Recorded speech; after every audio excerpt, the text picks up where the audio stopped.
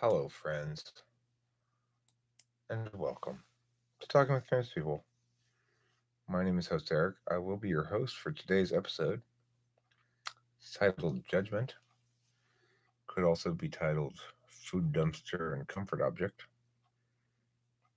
which is what I was thinking about titling it earlier, but I thought Judgment would be a better title. I'm feeling in a more serious mood, I suppose, than making a live stream that's titled Food Dumpster and Comfort Object. Although I do want to stress that I love the extension of cum dumpster to other things. So, I won't be your food dumpster. It's something you can say to anyone anytime they're trying to feed you. If you're going to bed, for example, you can say, I've got to go off to my sleep dumpster right now. Um, let's say someone's painting your portrait. Tell them, hey, I'm not going to be your art dumpster. You know, let's say you go into a bakery.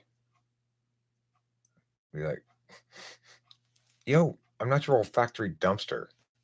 Okay? It's a good idea. Another good idea that I wanted to mention was I think it was Power Red Bull who put this comment saying that I should sell pillowcases that have printed on them. I'm not a comfort object.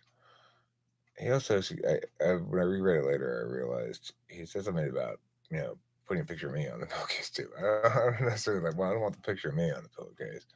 I just like the idea of the pillowcase saying, I'm not a comfort object. It's a great pillowcase. Well, it makes you wonder who's saying it, the pillow or you. The pillow definitely is a comfort object.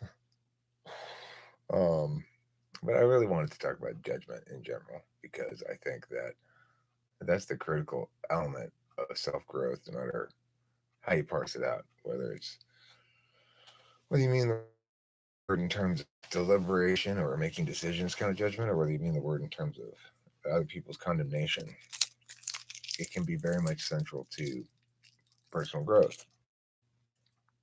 The reason people need to grow, in some sense, in a way that's reparative often rather than just additive, is because out of an optimal environment ontology. Eh, when we're young, we don't have the capacity to engage the world through adult eyes and with adult perspective. We find ourselves victimized to some extent in various contexts, various circumstances, or by different people or whatever. And there's a twofold consequence to that. Not only does it hurt the self, but it fragments the self. So there's a part of the self that resents the rest of the self for failing to protect it. And when it appears that it's going to be failed to be protected again, then that part of self will take over. So the idea that trauma is not only harmful but precedent setting, I think, is important. That it sets expectations for the future. If we're going to define healthy and unhealthy in a mental sense of the word, like what's good mental health, what's poor mental health, I think it can be most correctly summed up, to the extent that you're going to sum it up as one thing, most correctly summed up as what kind of expectations you have. An unhealthy person has negative expectations. Anytime you have negative expectations, you're fucked up because the prime directive says make expectations align with reality. So if you have negative expectations, then you're going to be trying to align reality with those negative expectations, and that's not going to make you feel very good. So personal growth, then, in some sense, is the process of developing the right expectations. And when you have the right expectations, well, everything is subsumed by that. It's like I expect myself to behave differently today than I expected myself to behave a year ago. And I hold myself to different standards. Not necessarily better always. Some of them I think are better. I'd like to think in general I'm becoming better, not worse. But regardless, it's a different me, you know? Um, Ryan Harrison says, I find positive expectations screwing up the most when it doesn't work out. Really gets me in relationships. Sure, because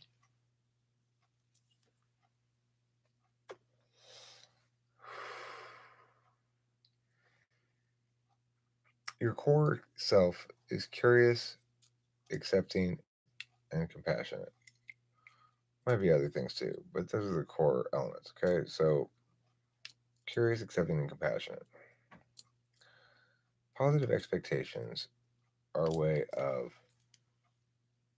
taking of manifesting curiosity and saying, I am curious enough about this to expect positive things, which is incentivizes me to engage in it. I am going to afford it positive expectations, at least insofar as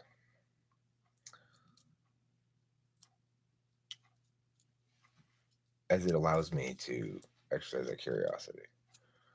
So the thing about faith and trust is there's always a price to pay when you have faith or trust in the wrong thing, wrong person, whatever. Uh, and yet, also, it's true that you can't ever find the right person if you don't take that risk every time. If you don't go into a relationship with both high hopes and expectations that it's going to work out. The hopes thing is one that there's some manageability to. It's like hope and expectation are not the same thing. So when hope functions like expectation, let's say you're disappointed in some regard when it doesn't play out, then it's really just an expectation.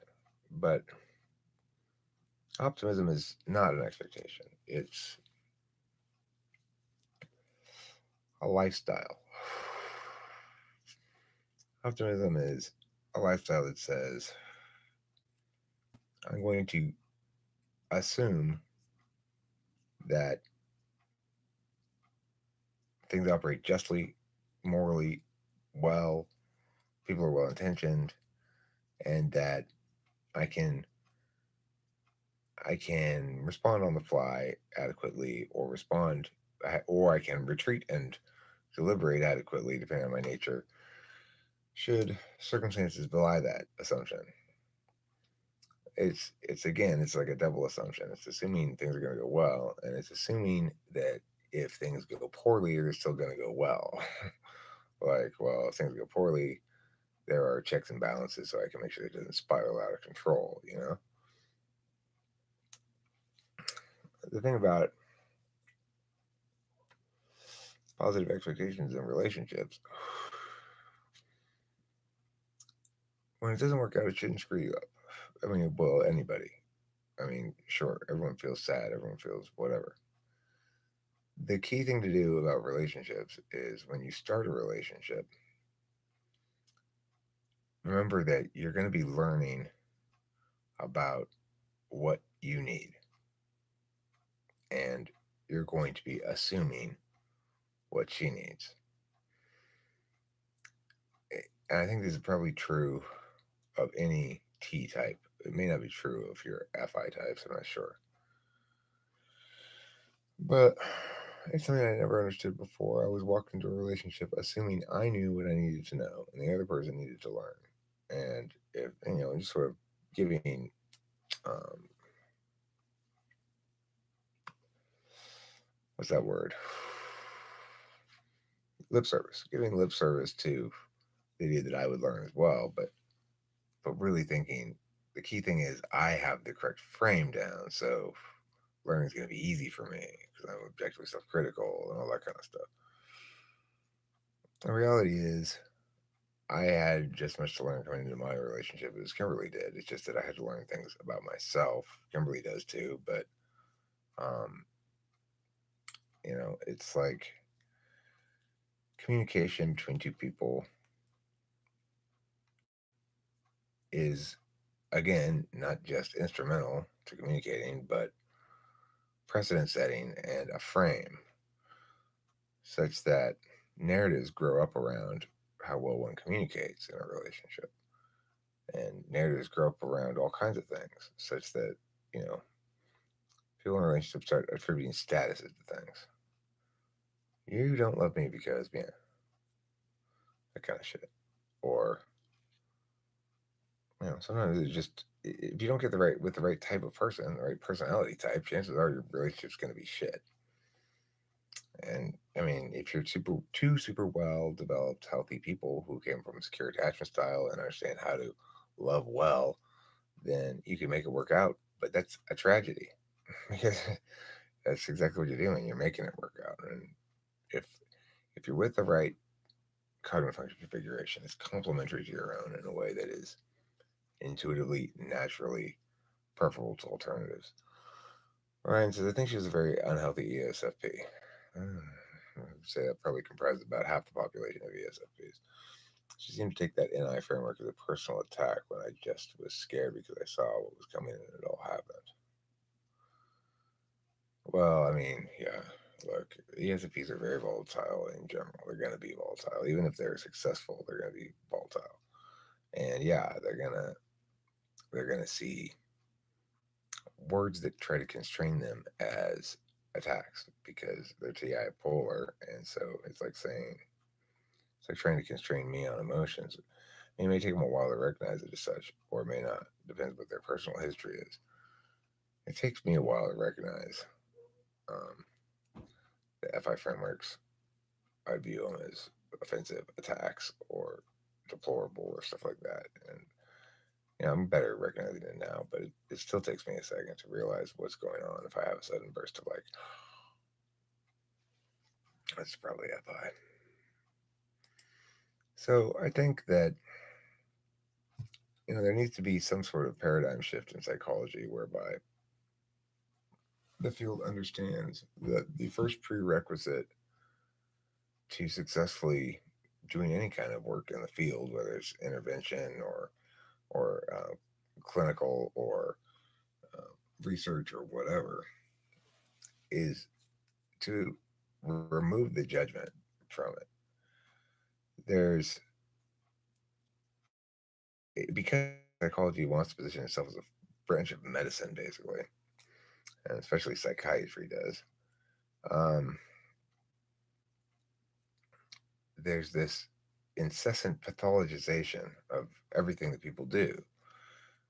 Something wrong with you, is the core message of psychology. It seems to me there's something wrong with you. My core message has always been there's nothing wrong with you. Now, that's not always the case, of course. Sometimes there is something wrong with the person. Like, maybe they are born encephalitic or something and they can't think at all. Well, then there's something wrong with that person. But by and large, if you are listening to this and understanding what I'm saying and following it and engaging it in some fashion with your person, then there's nothing wrong with you. But you'll probably be diagnosed as having lots of things wrong with you over the course of your life. Maybe you'll be told you're ADD or Asperger's or you oppositional defiant disorder, the most hilarious of all the disorders.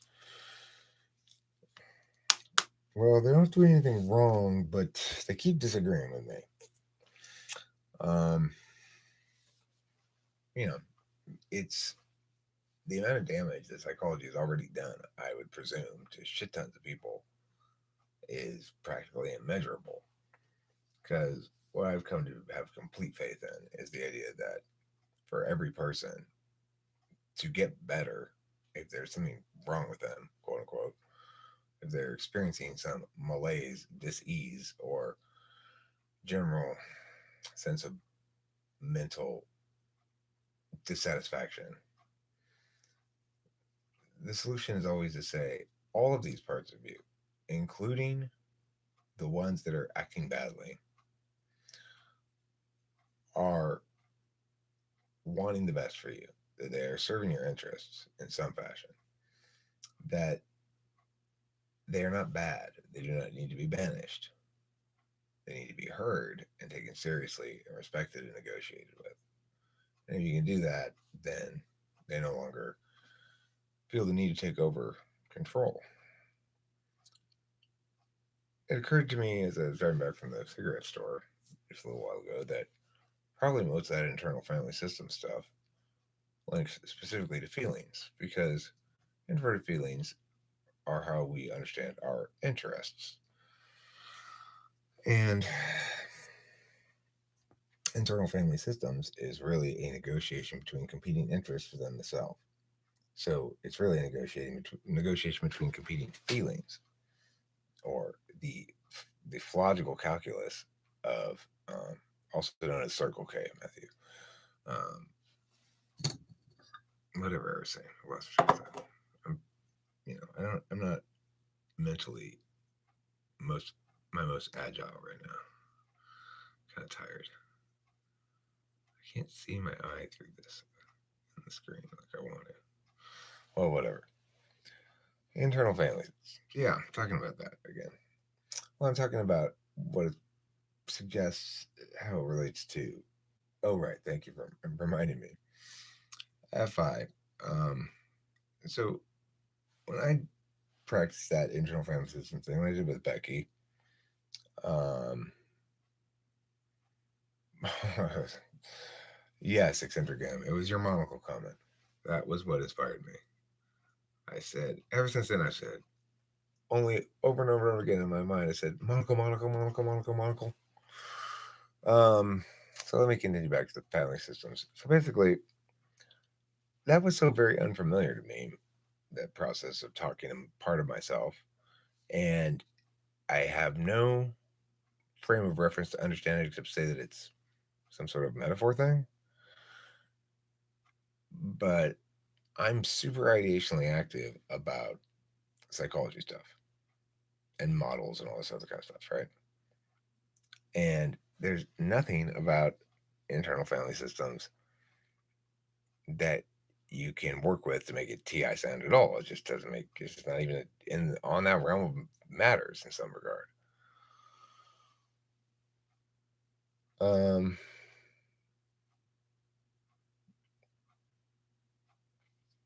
so it's probably just FI. It's probably internal family systems is a way of dealing with your FI. Is a formalized way of managing those negotiations between competing interests. And that's probably why it's so striking to me and so effective with me, is it's opening the eyes of my blind polar and allowing that extra juice of FI deliberation wisdom to come in. I mean, I noted it happening today at the dentist office when I decided to put myself in the people's shoes instead of just go lay the lumber on them because they made me wait there for too long. Let's see.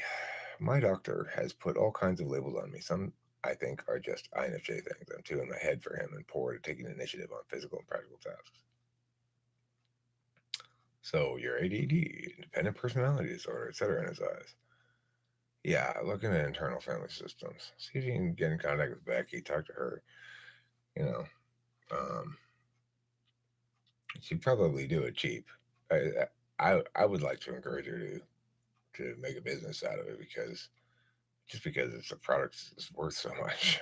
I mean, I can't believe the impact that on me.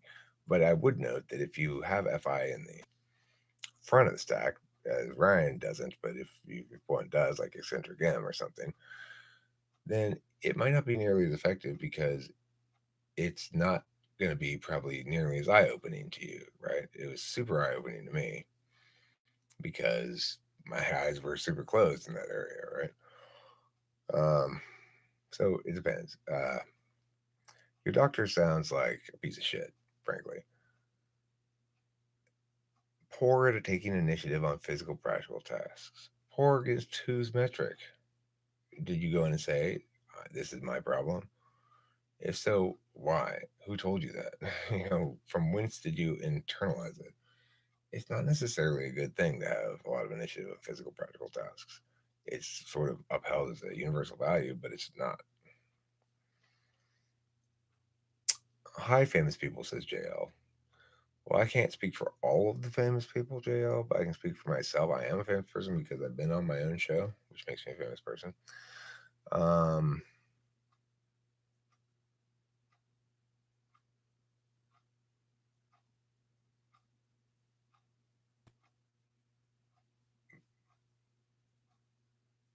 my brain broke because I read Ryan's thing. I don't know nothing. Maybe I can talk to her. Yeah, she'll talk to you. Don't even stress about it. I mean, I'm sure she will. She's certainly willing to have a conversation with you about it. Maybe you could even record it. Well, you wouldn't record that. That's too. I wouldn't ever want to record my internal family systems thing at all either. It's just and that's FI. And that's weird for me too, right? I have no problem putting everything in my life out on the internet, but FI is something that's important whether anybody sees it or not. It's important whether it serves any FE outcome or not, and it's pretty critical to understand that stuff.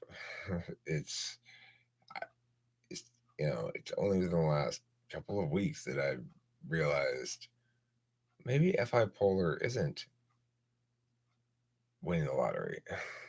Oh, the best thing you could possibly be is FI polar, obviously, because that who misses that? That doesn't even do anything. It's totally useless. Oh, it's always been my secret thoughts in my head. The last couple weeks, I was like, oh, all of these problems and all of those problems and all these other problems, they all link to the fact that I'm FI polar and don't respect my own feelings. And that's the problem. It's not that I don't understand them. It's not that I don't use them well. It's that I don't respect them. And if there's anything anybody in the world should respect, it's their own feelings. I don't respect them. I don't know what they are usually. And that's a fucking now that's a disability.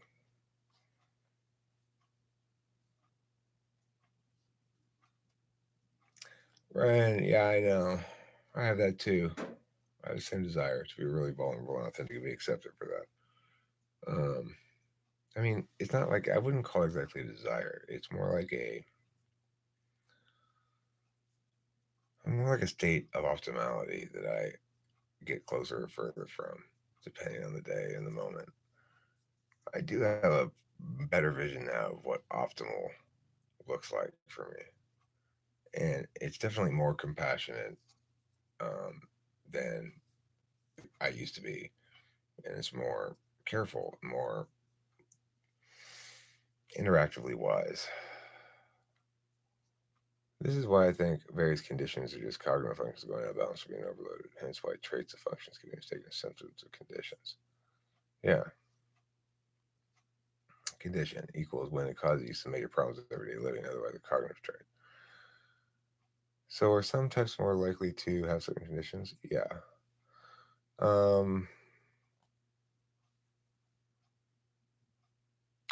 so I wanted to say when it causes you some major problems with everyday living. So I mean, here's the thing with that. According to who is it causing problems? It's causing you problems according to you.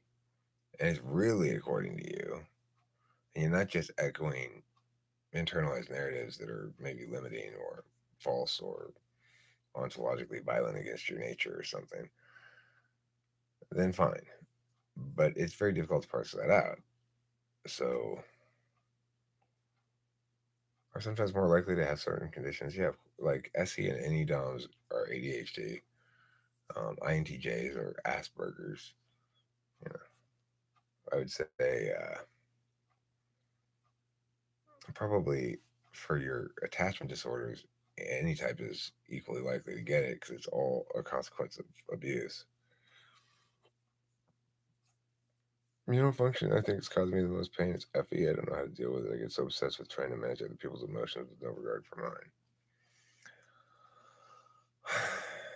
Yeah, I was thinking about that tonight too because I spent a week avoiding my email. And one of the consequences of this was this lady paid me to type her and her husband.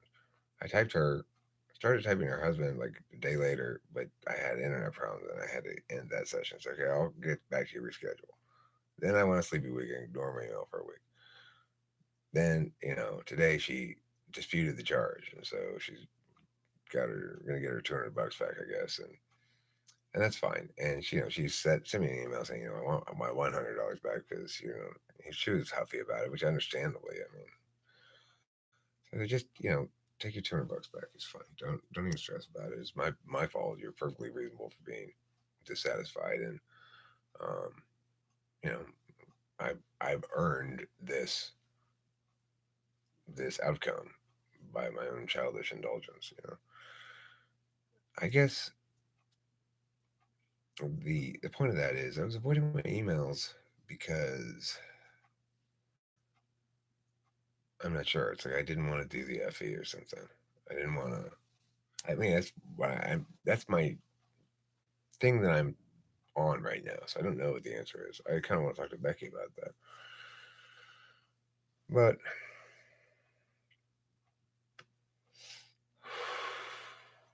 I mean, it's yes, it's an SE problem for sure, and it's also an FE problem. It's an SE problem that links to FE dread in some capacity, and it's consistent with the fact that my SE is sub instrumental. It's instrumental to my NE, which is instrumental to my FE.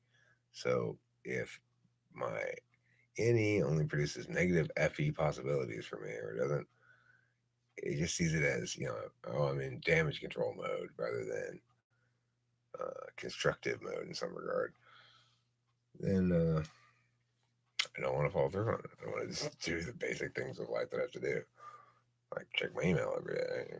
I can't go a week without just not checking it, but I've done that myriad times before. I mean, I can, I have, I did, I might do it again, but it's fucking stupid, and it cost me $200, and um, man, then like my general slowness with another person, although that one wasn't exactly my fault because there's a lot of back and forth. He had trouble finding a slot. He ended up being like, you know what, I can't really afford this right now. Give me a refund. So I did. Or I'm going to actually have to. I don't even want to explain this ridiculously insignificant details of the TE here as to what the issue is, but I got to contact. I got to switch my phone number basically. So anyway,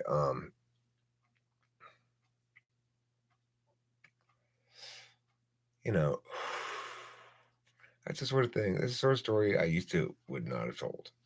I would have been mortified by it. I would have been embarrassed by it because it's an example of me not following through and getting busted for it. Basically, you know, I had lost two clients because I didn't follow through, and one of them I already typed. So that's just like a, But I said, take both your $200 back because I deserve that punishment.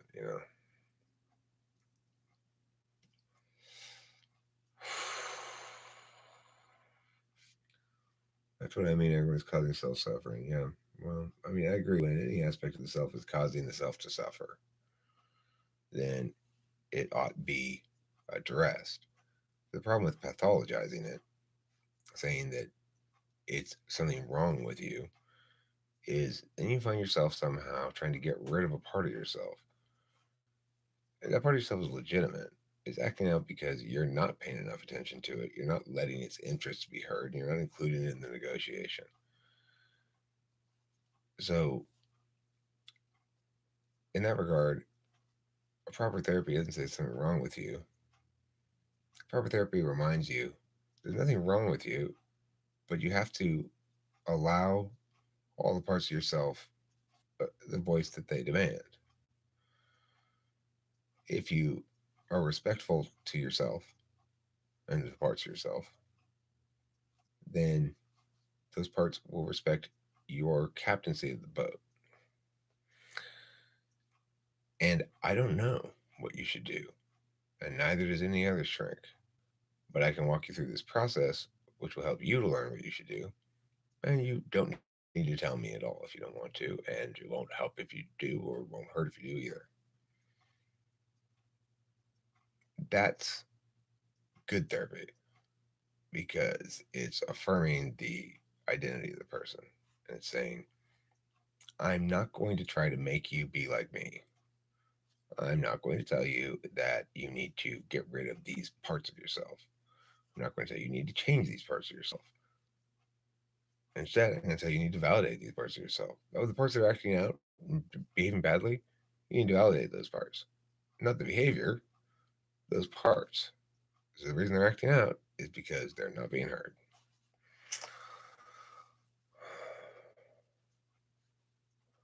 Um, Ryan, if I wrap up this live stream in about half an hour and you're still around and you feel like chatting, we'll chat afterwards in autonomy, okay? If you want to. I'm just logging in. Particular interest is narcissistic personality disorder, where original sense of hurt and vulnerability is disowned. She's ESP or ESTJ. I'm not sure. Any comment? Well, okay. I mean, if the person is really narcissist, like a clinical narcissist, then that would mean that they view people merely as means to an end and never as ends in themselves. When you say original sense of hurt and vulnerability is disowned, so you're saying that there's the trauma is denied, that it's rejected, and as a consequence, because it's never dealt with, then they because they can't treat themselves like a person and they can't treat others like people. Is that what you're saying? It's possible. I don't know how to know 100%. Well, you see, if I tell you you're INFJ, then you are. That's 100%. If I tell you 100%, that's how you know. I'm like the gauge of all knowing when it comes to type. The expression Kimberly made up when we first started going out. First time I heard it, she put her hands on her hips and was just like, "You are not the gauge of all knowing." And I was like, "Fuck yeah, that's a great phrase."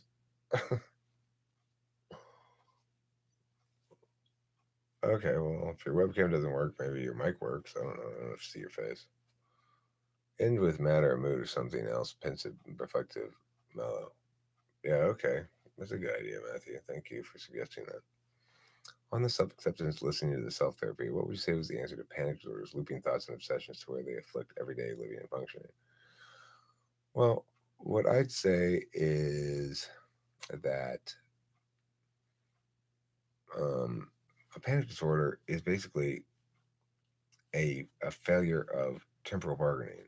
That to some extent, almost all of those things are ultimately choices. And a temporal bargaining issue says, okay, I'm going to have these rules for myself. Like,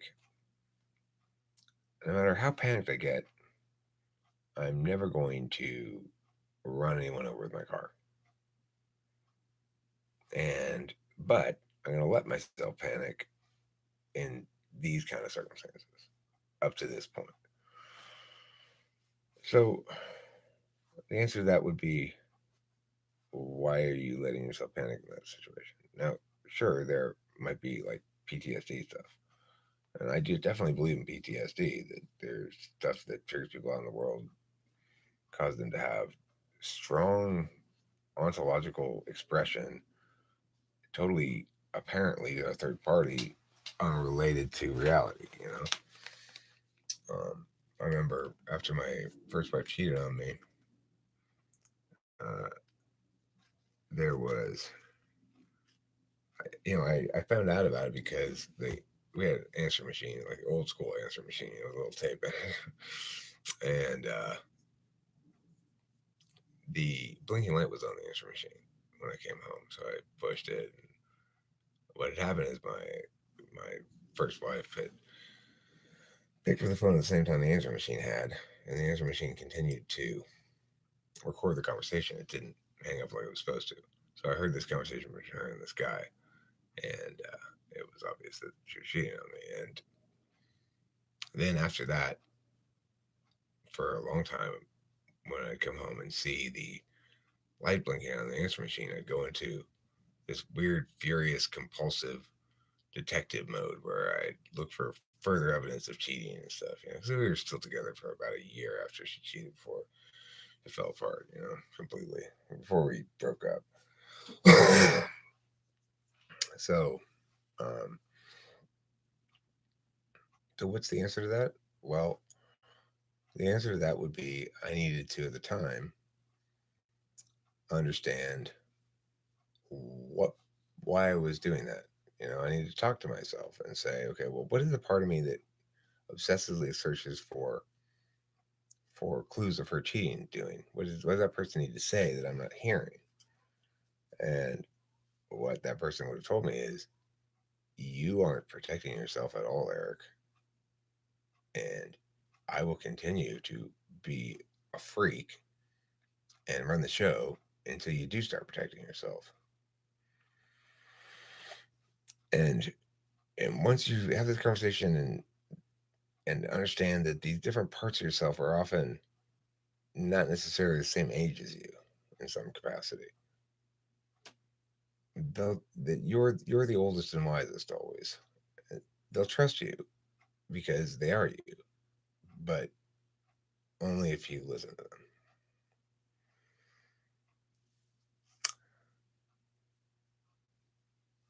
My microphone should work.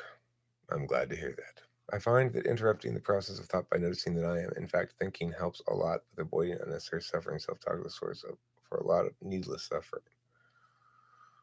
Well, I do want to talk about that too. I got an email tonight from a lady. I mean, I got several emails. Like I said, I was avoiding my email for a week, so there were several of them. And like the last two were full of this. Like, oh, I'm so sorry I made that comment, and I just am beating myself up so much about it, and a bunch of other sort of self-flagellation stuff. I had no fucking idea what she was talking about. I still don't have any idea what she's talking about. I don't know what comment she's referring to. I don't think, oh, that person made this comment. I haven't this fucking foggiest idea what she's talking about. But she's acting like she killed my firstborn. This is the sort of thing we do to ourselves, you know? Certainly I do. I mean, not so much anymore, but I used to. I used to do it a lot. Like, when we are broken down and we don't have a sense of our own worth, and then we're almost always going to face judgment in the world. Most of the time, when people act badly, they don't get help by other people; they get judged by other people. To a certain extent, that's absolutely appropriate. But I heard Dr. Phil say today, because Kimberly likes to watch that, and I walk through and I hear bits of it here and there. Um, he was talking to this guy. I guess he was a domestic violence guy.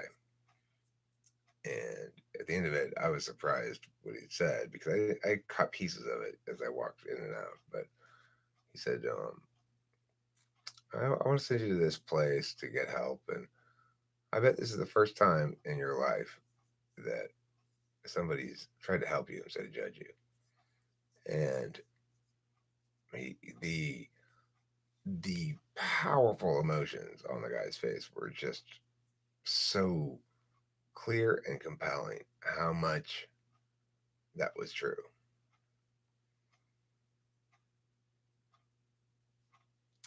I mean, I still think Dr. Phil is kind of he's well, he's imperfect for sure. A lot of times he's not doing stuff like that. A lot of times he's doing the opposite, and it really has to do with the effie of the person. If they're humble enough in their display, then he's a lot more responsive. But I mean, what Dr. Phil really appeals to is everyone's sense of self-righteous indignation because he's always telling them, you know, you will never get better until you face the truth. Right now, you are lying to yourself, you are lying to me, and you are lying to this audience. And I am a sassy black woman. I started out as Dr. Phil, and I became sassier and blacker the longer I talked. Now, he's not devoid of points. He has a lot of points. Some of them are good and some of them are bad. And I do like the way that he manages the stage and stuff, manages the media presentation. Yeah, if the idea has merit, it doesn't matter who says it, sure. Uh, but Dr. Phil is somebody who, I mean, it's like when at a certain point when somebody's done their thing, their shtick for long enough, you go, okay, I don't need to critique like the specific ideas on their merits per se, because I have a general sense of what he's doing as a whole, and I can go, well, is what he's doing as a whole meritorious? And I'd say overall, yes, but you know, it it doesn't offend me, and it's not stupid, but it's also sometimes offends me a little bit, and sometimes even though it's not stupid, it's wrong.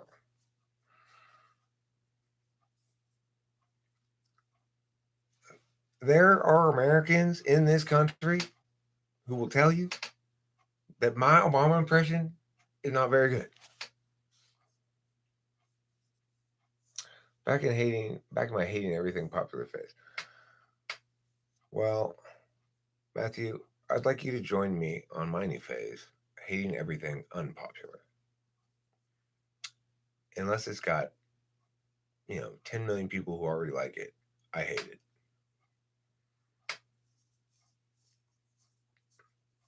Check out Dr. Phil prank calls if you haven't. Somebody doing Dr. Phil's voice and prank calling people. Do Trump. Hmm.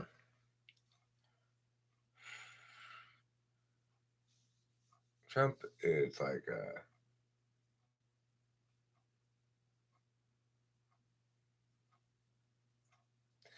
he's a little bit. I don't have a good thing to say to do Trump with. Maybe I'll come back to Trump. Personality disorders tend to help type at times, not always, but typing extremes at both ends of the bell curve can get tricky.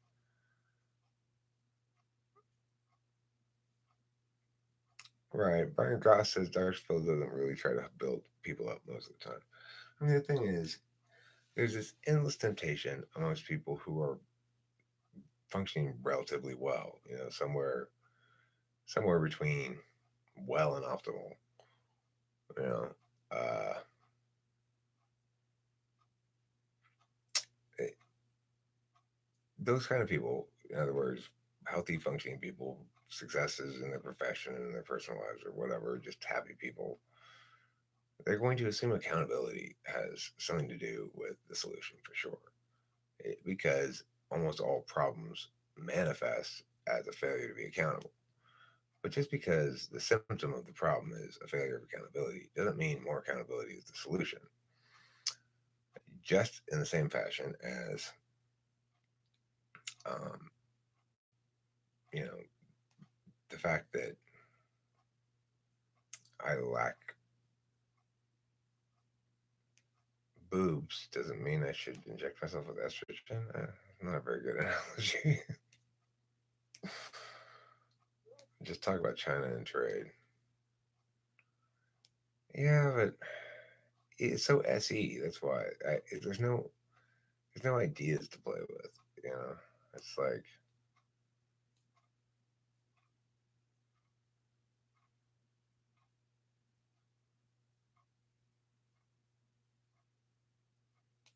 I don't know. I'd rather do Bill Clinton. Blowed up and blow dry the back of your head, hair forward, and turn orange.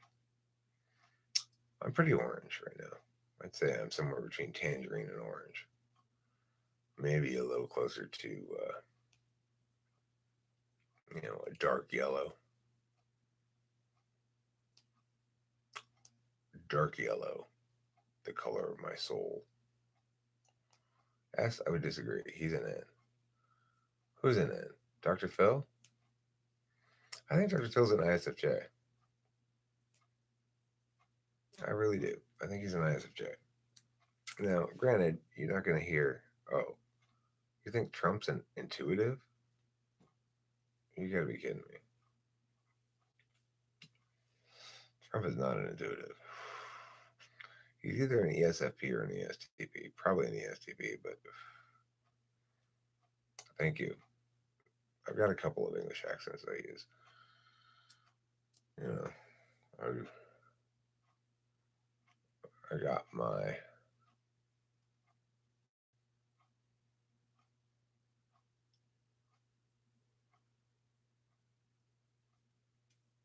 Oh, God, yes.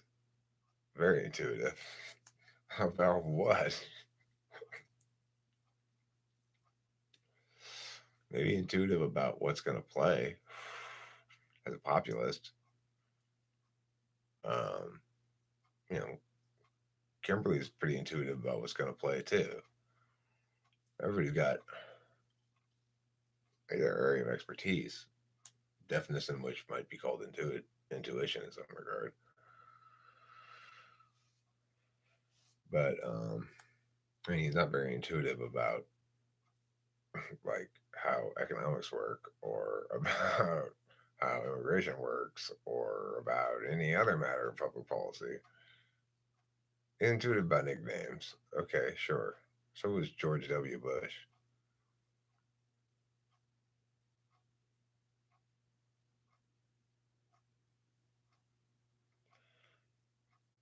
It's impressive how he never sees consequences. No sense of future at all. I mean, we all have intuitions about things, right? Regardless of whether you're in or not. Yeah, well, it's matter whether you call it an intuition. Some people might have an emotional attachment, they call it an intuition, or they might have a conclusion they've deliberated out and they call it an intuition.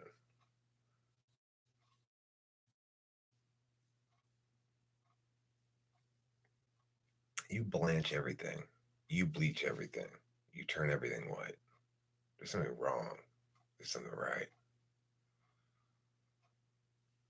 Hmm. Humans wouldn't be alive if we didn't have some intuition. That's probably true. Or we'd be alive, but we'd all be sensors. It'd be Raul Diego's worst nightmare. I was about to send a poem I'd written, but I hit send accidentally out of order. That's okay. Put the other parts. I'll reorder them. Don't you worry about that.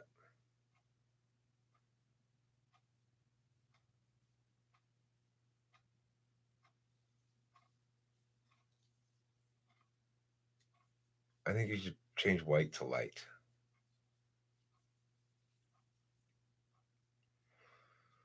Um, so, judgment is a topic, and we've been talking quite a bit about it, actually, unusually for a change. One of the judgments that people have is this sort of general anti sensory judgment that intuitives will voice, which basically says, and sensors are dumb, and sensors like dumb shit. And thank God I'm not a sensor. I mean, it's like that's basically the message that intuitives have. But you know, it's silly because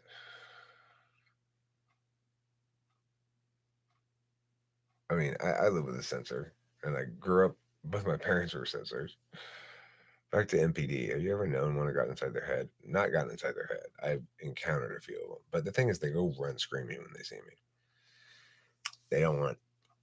They don't want to be within 50 miles of me, and they can tell right away that I'm their fucking kryptonite because I have a tendency to be perceived as not letting shit fly. The reality is what I'm doing is letting shit fly until they've given me a box full of ammunition, and then waiting for them to trip one last time, and then bring the fucking lumber. And they can tell it's gonna happen. That's what happened to Kimberly's whole fucking family. They ran in terror when I called them out on their bullshit. It's her aunt that's the real fucking narcissist, and her cousin too, I think, both of them. I I'd never encountered any such appalling behavior before. How willing they were to threaten to withhold love in order to control her. ENFJ and ENTJ can go to the sensor team. Yeah, we'll take ISFJ and let's give us.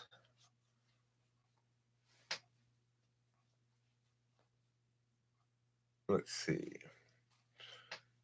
You know what? I'll take ISTJ too. ISFJ and ISTJ, and we'll give you guys the sensors ENFJ and ENTJ. That's a fair trade. I'll take this. I'll take the SI downs for sure. How would you get inside a narcissist? I agree with one. I still don't understand what goes on up there. Well, the reason you can't get in a narcissist's head is because you're either being controlled by them or they will not interact with you. What's the difference between TE and FE truths? Neither TE nor FE really has truths. The truths part of things are determined via the paired knowledge function. SI truths are truths of personal experience. You know for sure what happened last time you did this. And if you're an SI Dom with FE like Kimberly, then possibilities that the future might be different than it was before seem hazy and unreliable. um, so, well, that's um, so. But anyway, TE with NI looks to it's just a goal frame. It says know what your interest is and how to get there. FE with NI is um,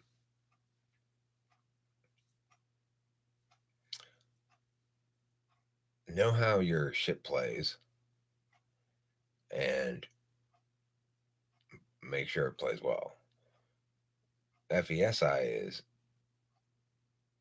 know what's worked, know how you've influenced people before in one way or the other, or who you asked before and stuff, and then repeat. Um, the truth is, nothing much goes on in their heads. That's the thing. They find ultimately very shallow. I think there's a lot of benefit to be had by realizing that whatever other people are doing, they must value whatever it is to an approximate degree of how you value things you do, S or N.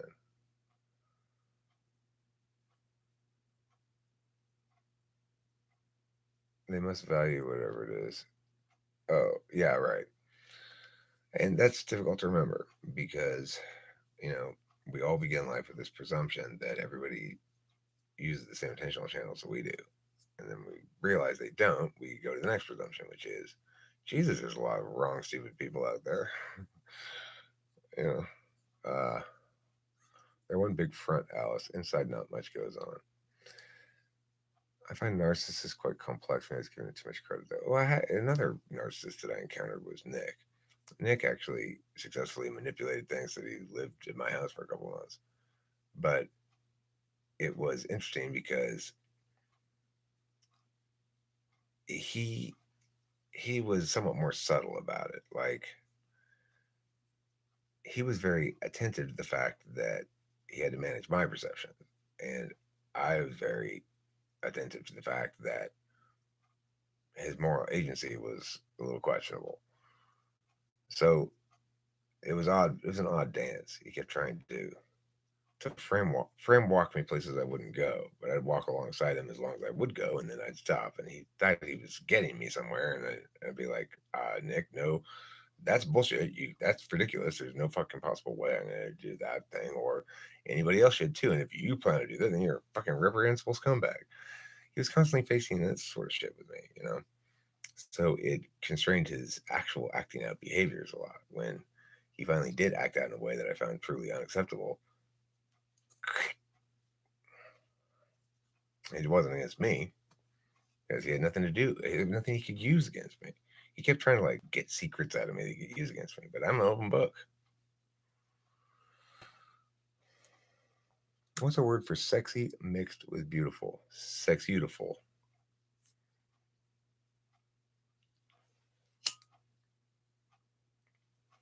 Sexuitable.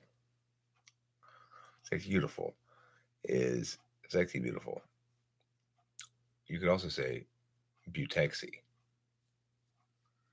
There's a little different connotation though. Sexutiful, it implies both sexiness, beautifulness, and dutifulness, whereas butexy implies beauty, sexiness, and a taxi in Texas.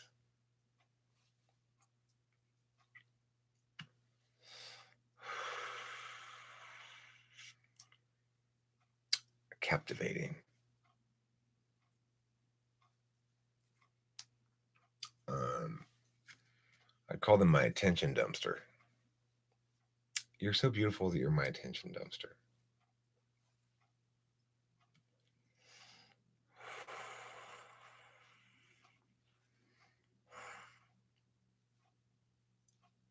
Yeah, do what Joey Jojo Shabadoo says.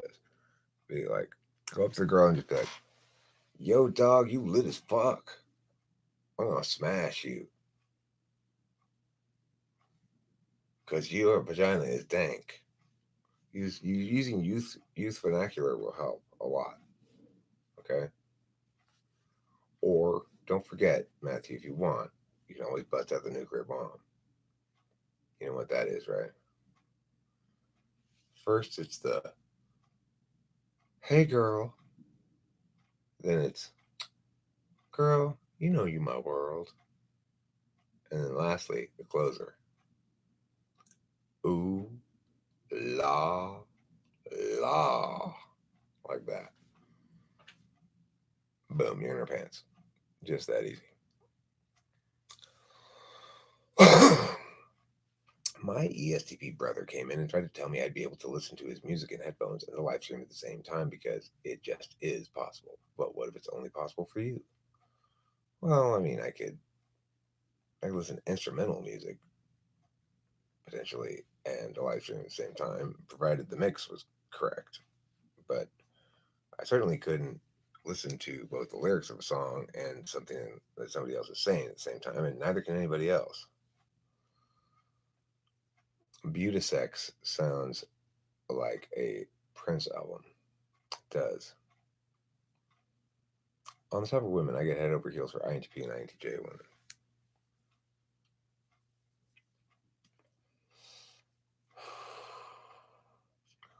Eccentric M, you need to look for yourself for an ISTJ woman. A woman who will fix your timing belt. That's what you need. What conflicts arise between NI and SI users? I mean, the basic conflict is the NI user will tell SI people, like, this is a piece of advice you sometimes hear or see various people give or say. Um, You've got to let go of your past. It's holding you back. Like ENFJ is going to tell ISFJ that. ISFJ is going to go, really? Okay, I'll try. Because ISFJs are easily frame walked. But what the ISFJ should tell the ENFJ is, you've got to live in specific past examples. It's the only way. See how that goes for them. You know.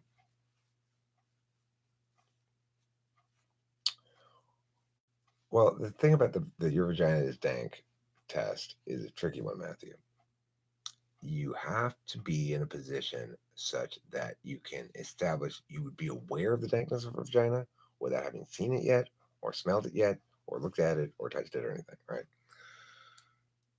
You could try the following approach, but this is too risky. You could say, I've heard your vagina is dank. The problem with that approach is it's going to make her wonder from whom, and that could open a can of worms. So, what you need to do is best said when a girl's wearing a relatively short skirt, and um, then when asked how you can tell, you say, "Bro," and just sort of point, like that. Like if pressed further, you can say, "It's my special gift. It emits a halo of dankness." And she'll believe it because she's got on a relatively short skirt. If she has pants on, you're going to get busted. It's not going to work. I should have specified that before. Okay, so make sure the girl you're going out with wears a skirt in it. Just, you know, shoot her a quick text. Yo, hey, can you please wear a skirt tonight for God's sake? No pants.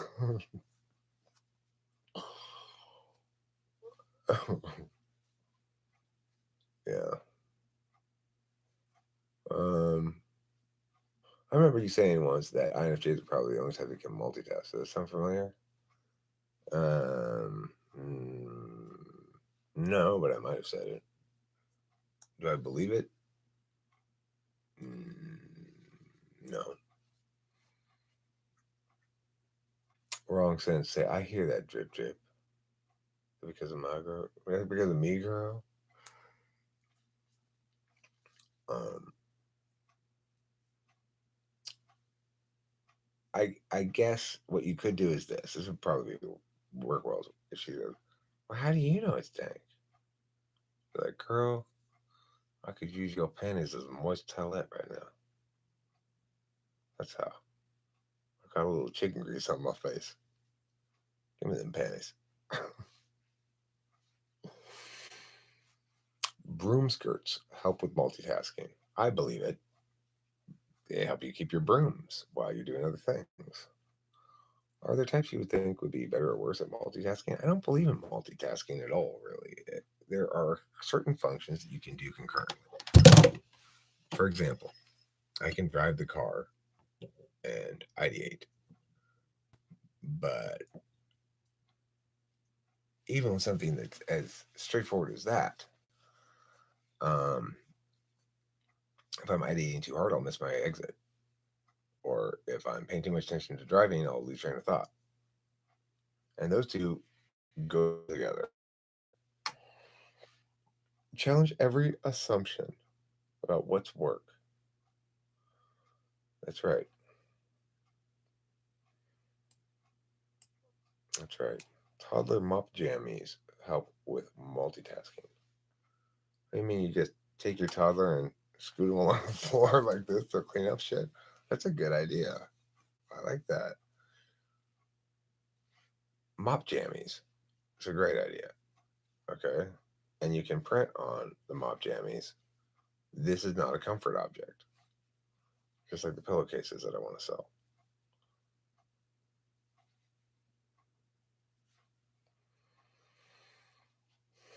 I struggle tasking one thing at a time, let alone multi. Multitasking always, what it means to me is jumping from thing to thing. It doesn't really mean multitasking at all. JL says, I watched an old video where you said something like you were sure the dual relationship was best for extroverts, but not necessarily introverts.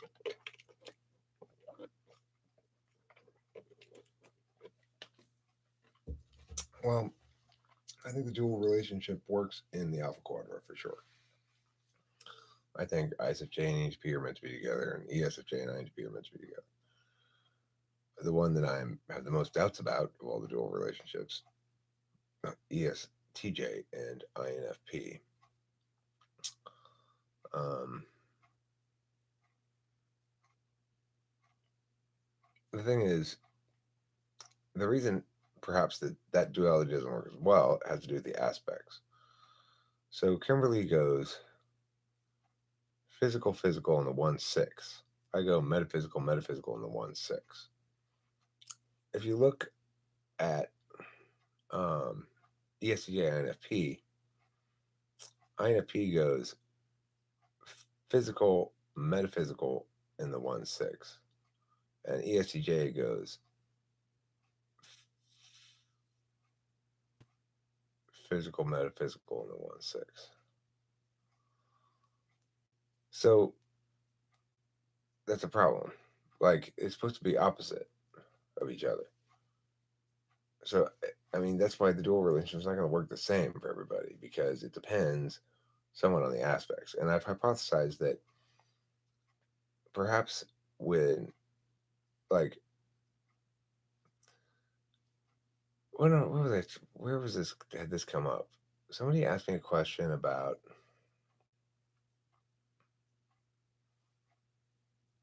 I think it was something similar to this, and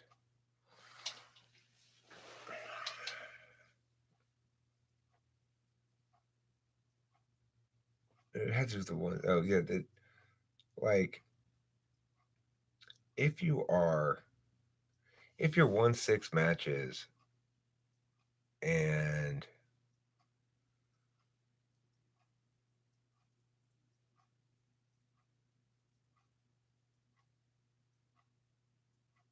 well mine doesn't. Mine goes metaphysical, physical. I don't know. It's complicated. I have to work out the mechanics of it still. But yeah, there's something more to duality than meets the eye. It works with alpha the way it does because of the way the aspects are in part. And so to get the proper duals, it's not always going to be the function flip. Sometimes it's going to be an alternative because the aspects line up better in some quadras. I'm pretty sure that's the answer, but I haven't figured it out yet, and it's a lot of TI, and I'm pretty lazy about that stuff.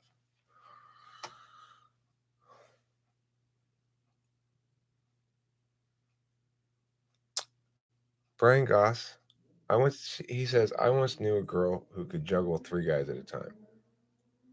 She had incredibly strong arms. Tiny girl, but arms like the Hulk. These guys were not small men either. 240 pounds, 180, 220. She's got like 600 pounds up in the air.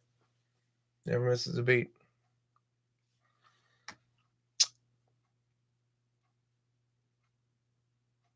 Listen, Matthew, I want you to remember one of life's basic rules. Low hanging fruit does not taste worse. Well, I like FE DOMs and TE DOMs and SE DOM, but I hear best compatibility DOM in with DOM in aux in with aux in.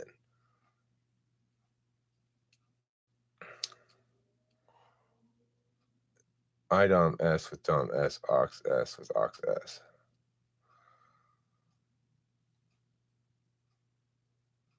I mean, I don't think that's best compatibility as a general rule. The thing is, look, the the other type that you might argue would be more compatible with me than ISFJ would be INFJ. And I've thought a lot about the way in which an INFJ relationship would ultimately be less satisfactory for me because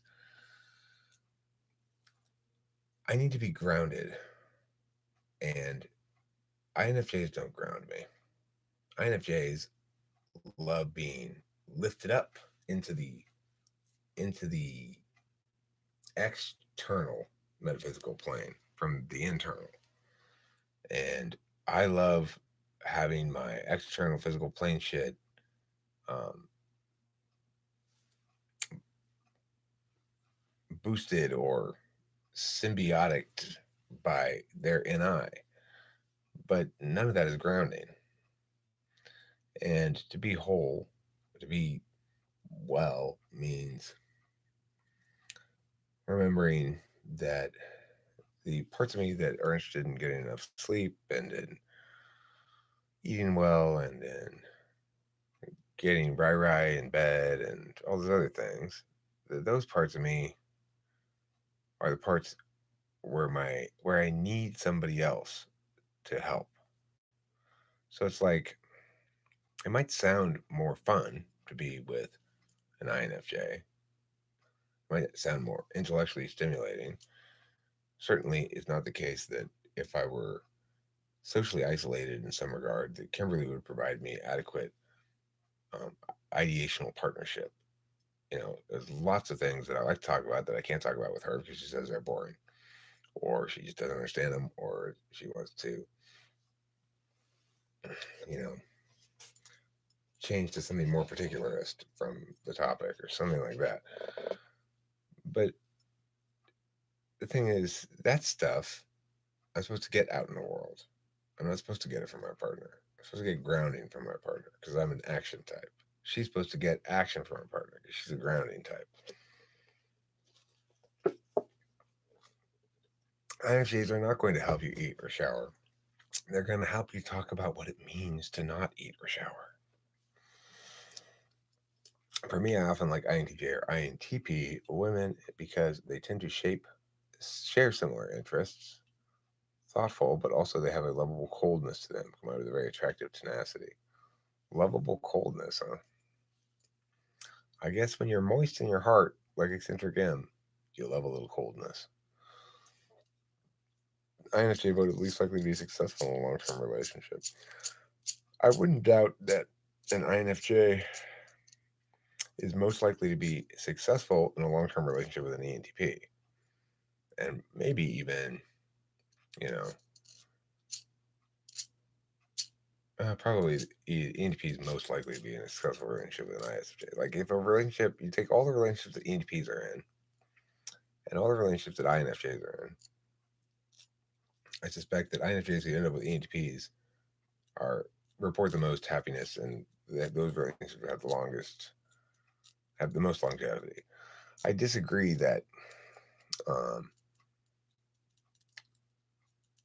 INFJs are likely to leave a long-term relationship, though. They may be unsuccessful in a long-term relationship, but they also have a tendency to think themselves too invested, and they're force slot SE and demonstrative FI, um, and their sub-instrumental SI all make it difficult for them to serve their own interests and leave, even when it definitely would serve their own interests to do so.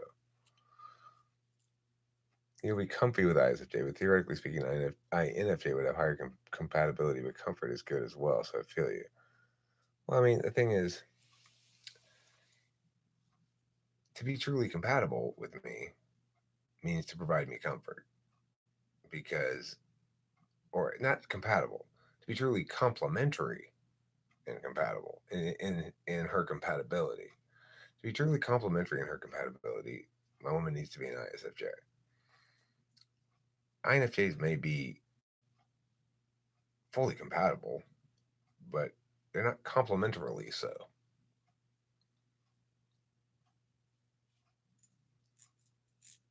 Yes, Christy, that's exactly right. Compatibility and being complementary is the difference. I think being complementary isn't so easy at first, but rewarding in the long run. In fact, it's both inevitable and inevitable that you don't get it at first because unless you're coming out of a relationship with a dual already or something, it's because not being with your dual for some stretch of your adulthood has meant you've found workarounds for what you would get from the dual. And this is especially the case for somebody like me. I grew up with an ISFJ mother, so I grew up getting what I needed from my dual. And then I was on my own. And then I went through relationships where I didn't get what I needed and didn't understand that's what was happening at all because nobody told me anything about any of this shit. I mean, I didn't know anything about any of this. How can I know anything? You know. But I was seeking my mom ever since I left my family home. I was seeking my dual to provide me food and comfort and to be my mommy. And, it's like people will be, well, now you're an adult. You gotta be an adult and do adult thing. I'm this kind of adult though. I'm the kind of adult who needs mommy. So you know, I could see ISTJ being my dual. They seem boring on the surface, but it's fascinating to me how they see things straightforwardly. Right. And most importantly, Matthew, you'll realize quickly enough in the right relationship that you don't need to be fascinated by somebody. You don't need to be. engaged by somebody. You don't need to be, delighted by somebody. You need to compliment somebody and have them compliment you. And that's the thing. We always think about what we need going into a relationship. It's very useful to think going into a relationship, what do I need them to be able to accept from me? What do I need them to want me to provide? Because that's a much more important question.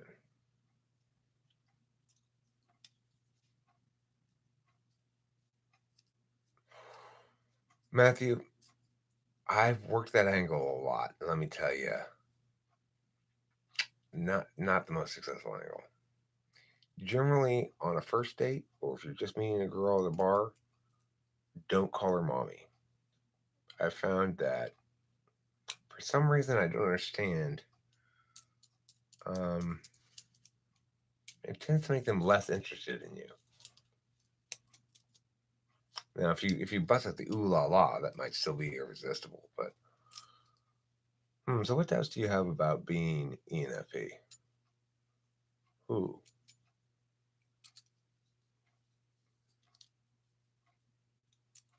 Matthew? I think Matthew is an ENFP. Daddy does work. Yeah, you go up to a hot chick and say, like, you just be like, "Hello, Daddy." It is. I mean, it is Hump Fest 3000 from that point forward. Call another girl mommy right in front of them works like a charm. Yeah, I'm warming up to ENFP for you. Makes the most sense, frankly.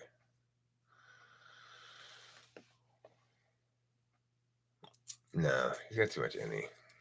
He's any all over the place. Matthew and I will,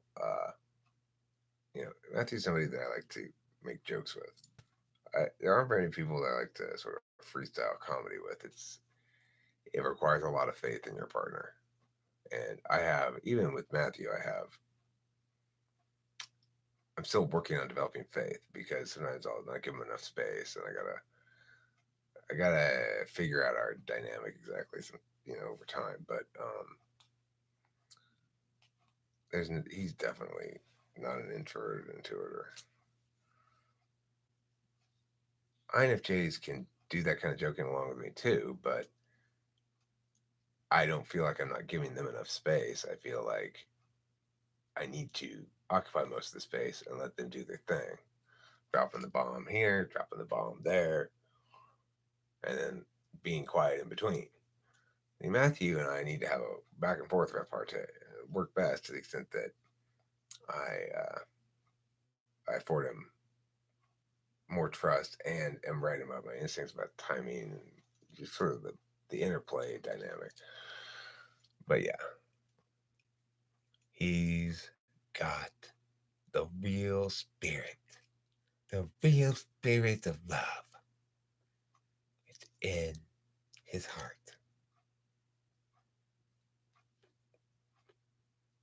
Matthew's FE polite. His messages don't look FI but hurt. I've seen some FI from Matthew before. Like a lot of times when I get off the internet with, like, let's say Matthew and I make a video. As soon as it's done, I'll be like, okay, bye. I don't hang out. It's just because I want to get videos uploaded. I got TE shit to do, or SE shit with a little bit of TE.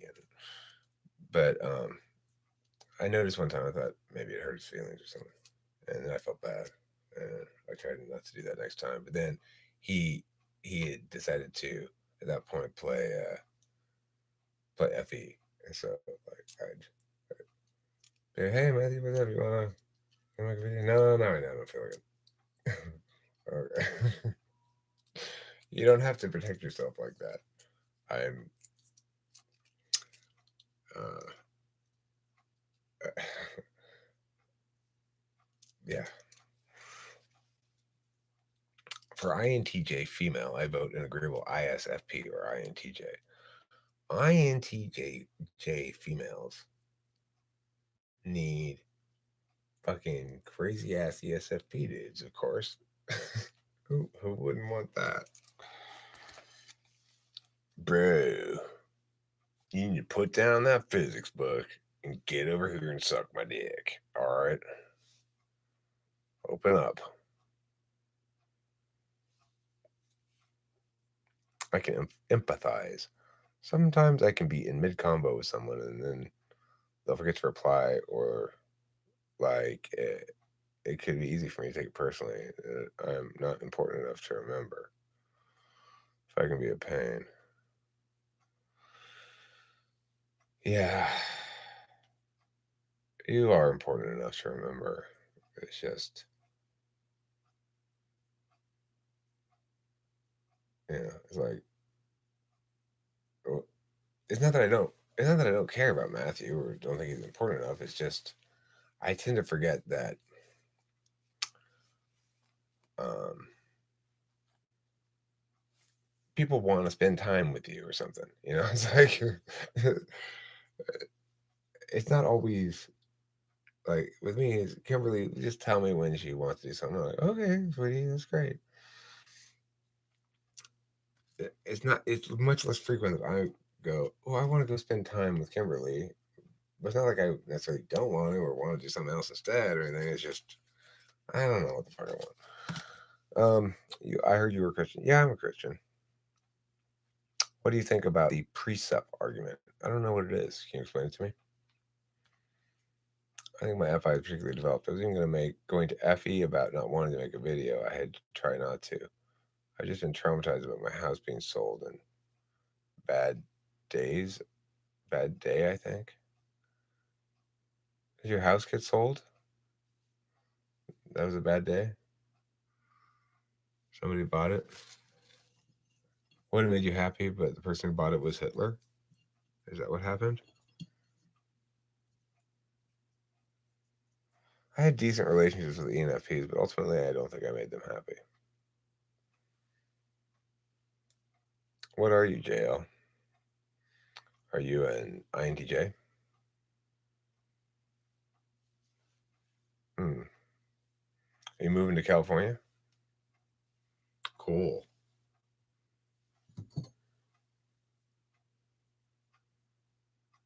Okay, good. Are you coming out in June to visit with the other people who are coming out, Matthew? I'd like you to, but you're very far away and you probably don't. Yeah, you probably don't want to. I don't know. It's not that expensive to take the train. It's probably going to take you $100. It's a good time to take a vacation, though, too. You think INTJ? Hmm. Well, let me smoke this bong rip. It'll tell me if you're right or not. Magic bong rip, tell me if JL is right. Okay, if I cough, you're wrong. If I don't cough, you're right.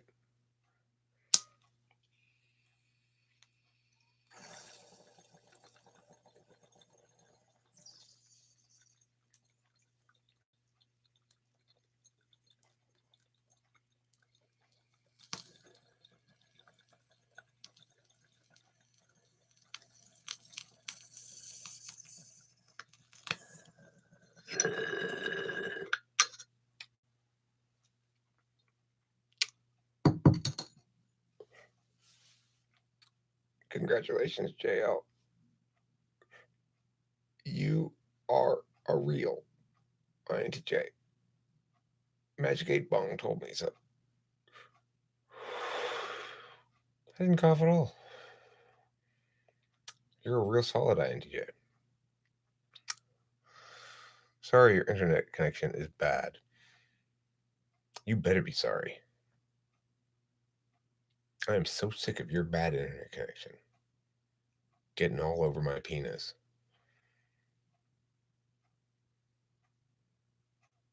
Presuppositionalism and its flaws. What's presuppositionalism? I said I wanted you to explain the argument some. I mean, I could Google it, but what part of it do you want me to respond to? Presuppositionalism. Huh?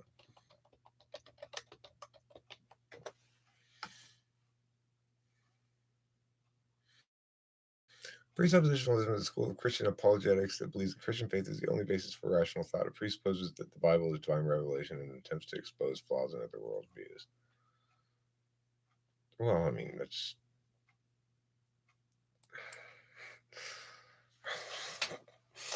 Okay, it's like if they say, well, Christianity is the only basis for rational thought. Okay, objectively, there are other ways that people determine rationalism. In other words, there are other ways that people say this counts as rationalism that are not linked to Christianity. So, what it says there is that they believe their duty is to expose flaws in other worldviews. But if it were, in fact, the only basis for rational thought, then there wouldn't be any other worldviews purporting to be rational. But if what it's saying is it's the only legitimate form of rationality, then it would seem to deny the fact that there's lots of stuff that one can calculate the statuses of without using any reference to God at all. So it's it's like descriptively false. Um, it's normatively unwarranted. Simply claiming the Bible is divine revelation is not an explanation for anything, nor does it justify anything. So, mm,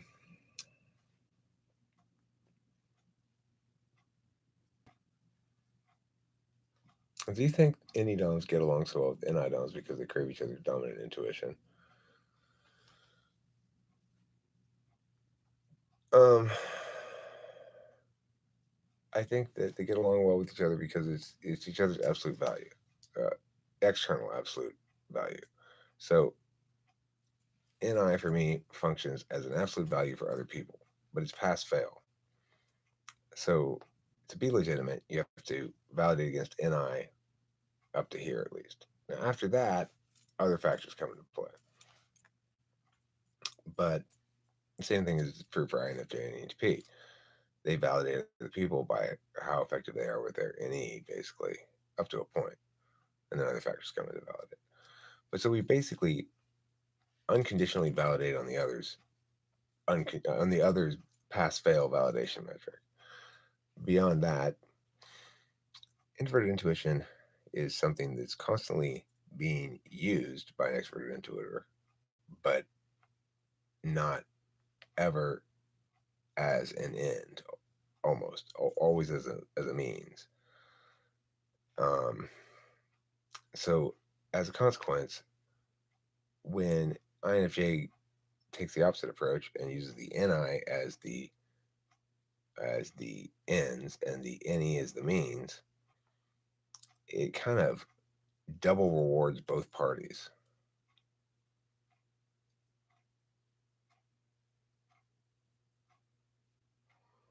Let's see.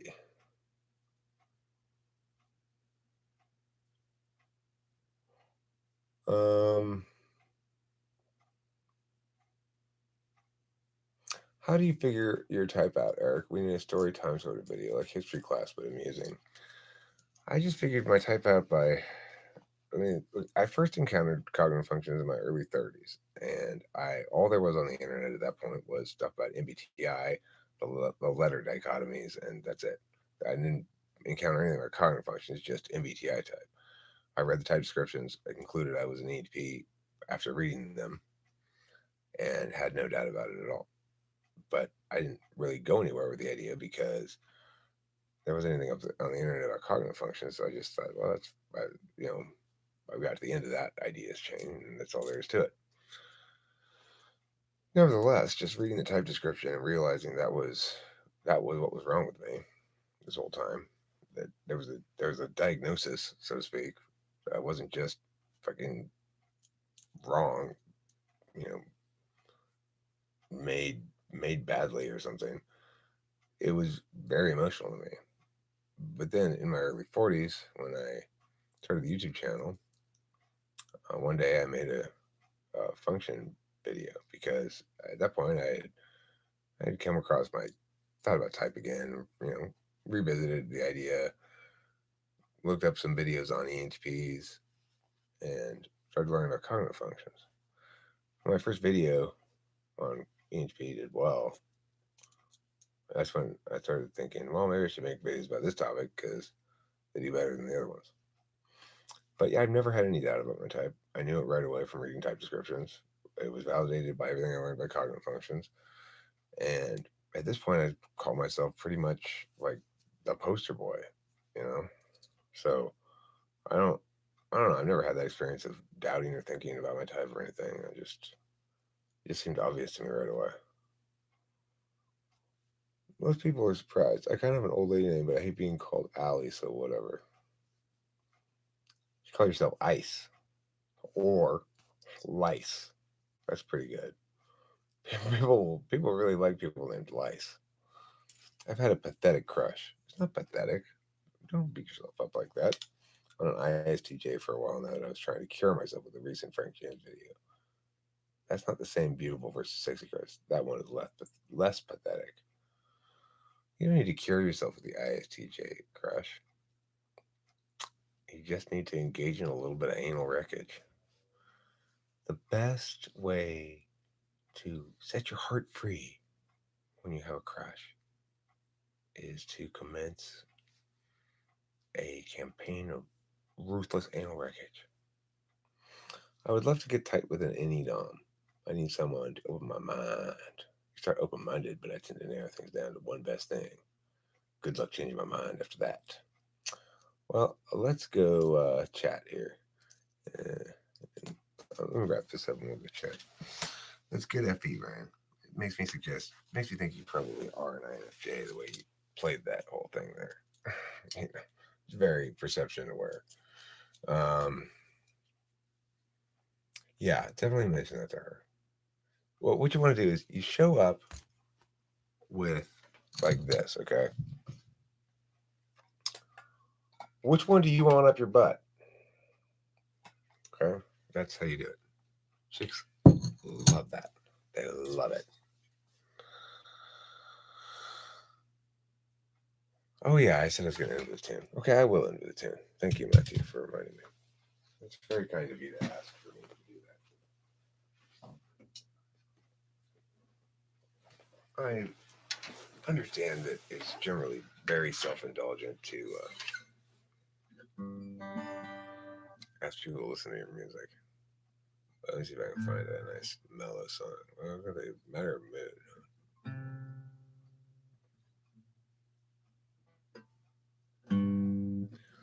When I was younger, it seemed that everything gleamed. I don't know what happened to me, but I've lost my sense of urgency, and I don't think that I'll ever see it again. If you follow my lead, you'll discover I'm loster than you. And you'll want to know the way to get back at you. Wherever it was you thought you knew. And tomorrow will be just like today. I'll be lost then too. It's a matter of mood as much as a matter of will. And the things I do and the direction I point to still seem a part of me, though departedly. And I wonder if I'll ever see them again. Yeah, I think Matthew was joking, except for Ken.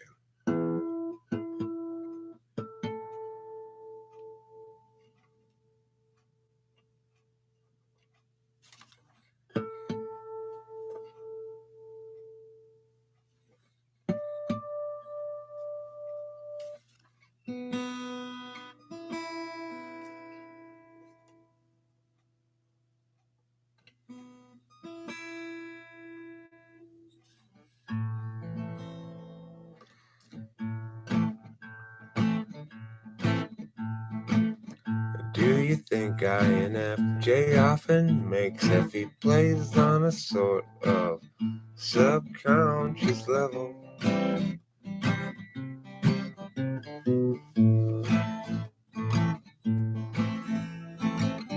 I don't mean to be likable at all, but I'll be popular in most settings.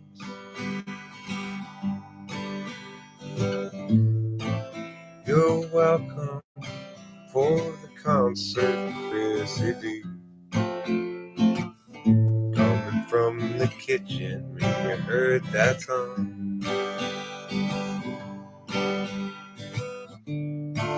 Ryan Harrison, can you go to appear.in/autonomy? I'll see you there in just 5 minutes. Then you'll feel your moisture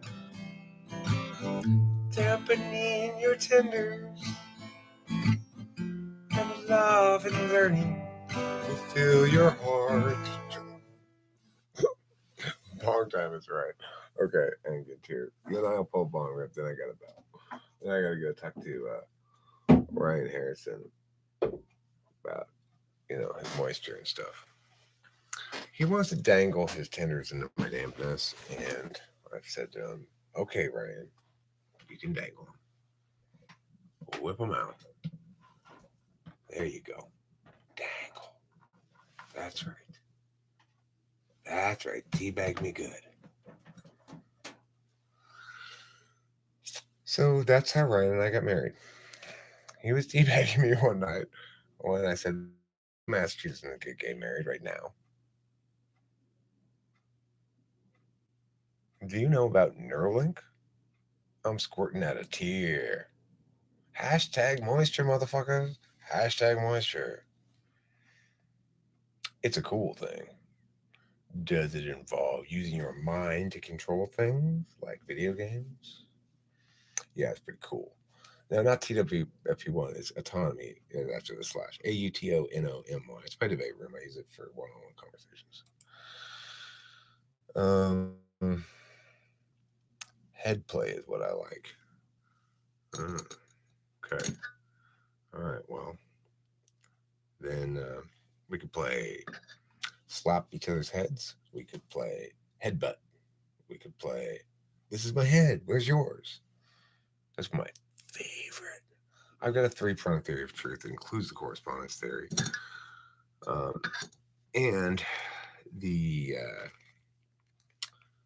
what's it called? Truth bearer, truth carrier theory, and intentionality, which is the missing link of any sort of theory of truth, really.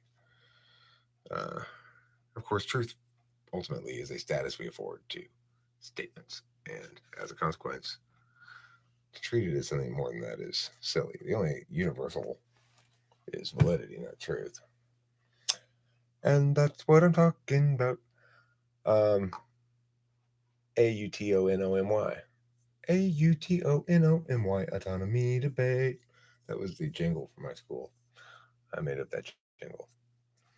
It goes like this. Matthew, you're gonna show up too. You can show up if you want. Until Ryan says, "Get the fuck out of here, Matthew. I'm crying. I don't want you to see me cry. Eric's curing me of all my pain."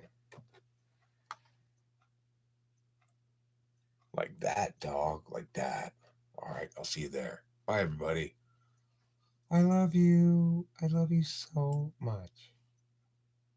I love you as much as I love love itself.